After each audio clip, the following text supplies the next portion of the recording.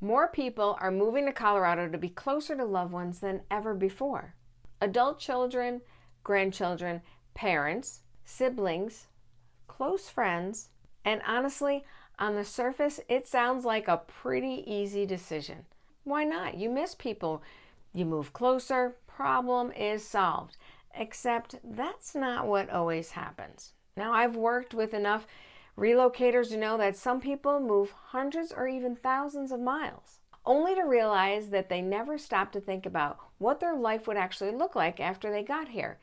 And before you start looking at homes in Golden, Littleton, Lakewood, Arvada, or anywhere else in the Denver area, there are 3 questions I think that you need to answer first. Because getting this wrong can be expensive and sometimes surprisingly disappointing. And later in this video, I'm going to ask you one question that may tell you more about whether this move makes sense than anything else. All right, so let's jump right in. Now, one of the biggest trends that I'm seeing right now is people moving to Colorado to be closer to loved ones. And I completely understand why.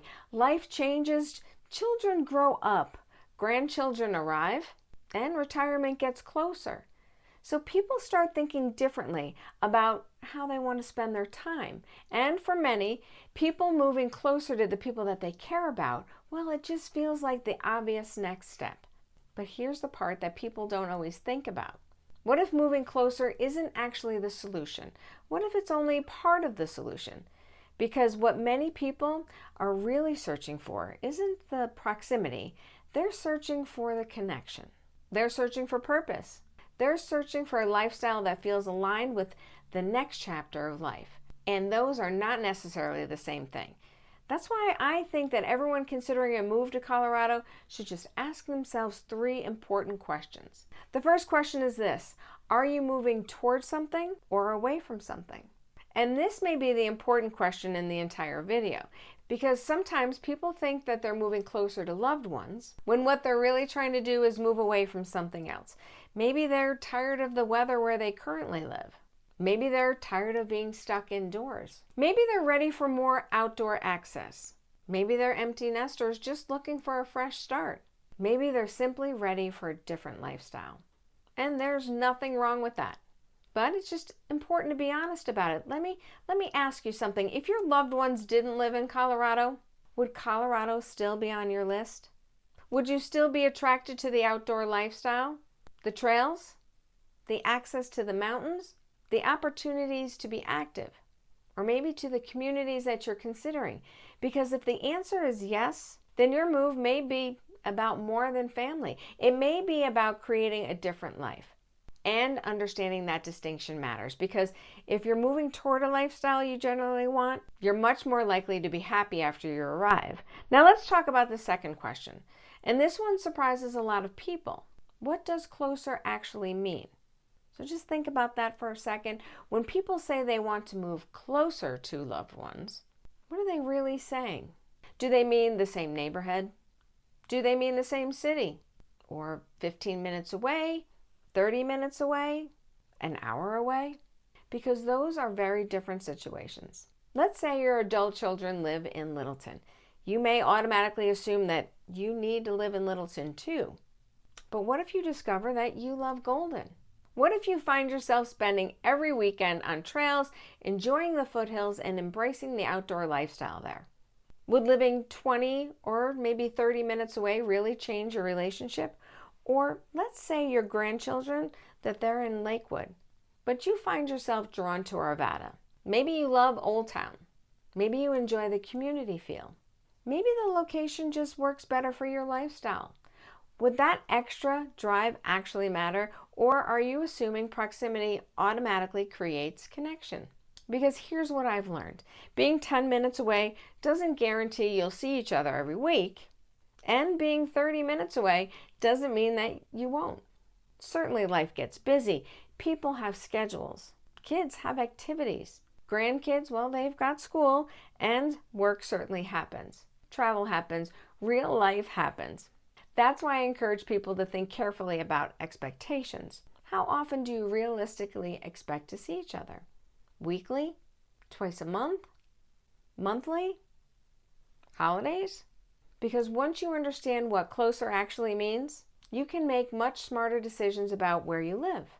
Now let's get to the third question, and honestly, this is the one I want you to remember. What will your life look like on a Tuesday? Not a Saturday, not Christmas, not birthdays. What will it look like on a Tuesday? Because it's easy to imagine the exciting moments, the family dinners, the holidays, the grandkids' soccer games, the spontaneous visits. Those things absolutely matter. But what about Tuesday afternoon? What does your life look like then? Because your loved ones will still have jobs. They'll still have responsibilities. They'll still have routines. And that's completely normal. So what does your life look like when they're busy? Do you have hobbies? Do you enjoy being outdoors? Do you want trail access? Do you want opportunities to meet people? Are you looking for walkability? Do you want to volunteer? Have you thought about traveling? Do you want lower maintenance lifestyle? What are you excited about besides proximity? Because this is where many people discover whether they're moving toward a complete lifestyle or simply toward a location. And that certainly is a big difference. I've seen people arrive absolutely convinced they know where they want to live. They've done the research, they've watched the videos, they've studied the maps. Then they spend time exploring communities in person, and then everything changes. Now, not because their original choice was bad, but because they discover something unexpected. They discover how they want to live. Maybe they thought proximity was the most important factor. Then they realize that lifestyle matters just as much. Maybe they thought being closest to family was the goal. Then they realize they also want access to the trails, to the community, to the convenience, to the activities, to the connection, and a lifestyle that supports their interests. That's why I always encourage people to think beyond proximity. Now, remember earlier when I mentioned there was one question that I wanted you to think about? Well, here it is. If your loved ones suddenly become busy for the next 3 months, would you still be excited about the life that you're building in Colorado? And I want you to think about that honestly, because that's the question almost nobody asks. And yet it reveals so much. Now, if the answer is yes, that's a great sign, because it means you're building a life that's bigger than proximity alone. It means you're choosing a community, a lifestyle, a daily routine, and a future that certainly will excite you. And your loved ones become an important part of that life, not the entire foundation of it. And that's where I think the happiest relocators often land. The happiest people that I've helped relocate weren't necessarily the ones who moved closest to family. They were the ones who built a life that they genuinely loved after they arrived. Family became part of the equation, not the entire equation. And that's why I think moving closer to loved ones can absolutely be one of the best decisions you'll ever make.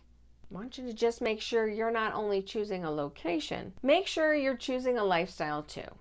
Because whether you're considering Golden, Littleton, Lakewood, or Arvada, or maybe there's another West Denver community you're thinking about, the goal isn't simply to be closer. The goal is to create a life that you'll love living. So before you start looking at houses, make sure you're asking the right questions about your move. One thing I've learned after helping people relocate to Colorado is that the happiest relocators aren't always ones who move the closest to family. They're the ones who create the lifestyle that they love after they arrive. That's why I put together my Moving to Colorado Relocation 101 playlist. It covers some of the biggest decisions people face before making a move, including what your budget really gets you, whether you should rent or buy first, common relocation mistakes, cost of living considerations, and several things that most people wish that they knew before moving. So if you're still on the planning stages of your move, that's where I'd go next. And if you'd like help thinking through your specific situation, give me a call, send me a text, or reach out through my website.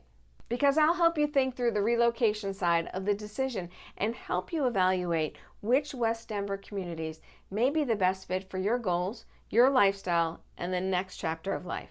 Until then, remember, life is short, live somewhere awesome, and be well. We'll see you next time.